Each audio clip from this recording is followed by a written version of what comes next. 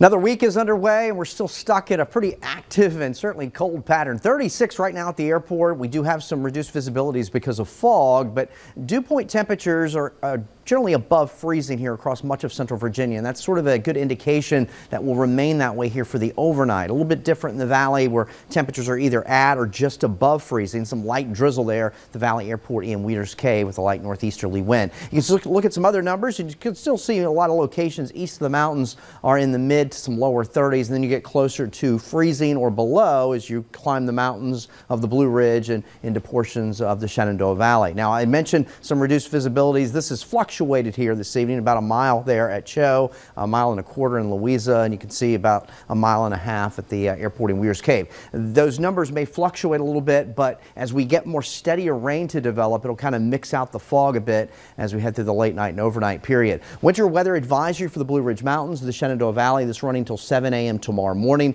There will certainly be pockets of freezing rain across the valley floor, but the ridge tops probably stand the better chance of that accumulation or accretion of ice, but generally a tenth of an inch or less across the valley floor, a little higher along those ridge tops, and most of us will just be dealing with a cold rain. We can't pick up on the drizzle, but there's a live look at the radar here over the last several hours, but we've got another surge of moisture that'll start to overspread the region here tonight, and some of the rain could be heavy at times, but generally maybe half an inch upwards to an inch or so. There's the European model's depiction of rainfall taking us into tomorrow morning. Here's the American GFS, so a pretty good soaking on top of the snow and ice we already have on the ground. So temperatures overnight pretty steady at the levels they kind of are now, or just dropping a degree or two. Again, fog early will kind of mix out with a steadier rain developing here overnight. Good news for tomorrow, we get to see some sunshine and temperatures will climb into the low 50s here across central Virginia, at least some mid to maybe some upper 40s in the valley. So some melting. It will be breezy. We still have some ice and snow on those trees, so watch out for falling debris here tomorrow, but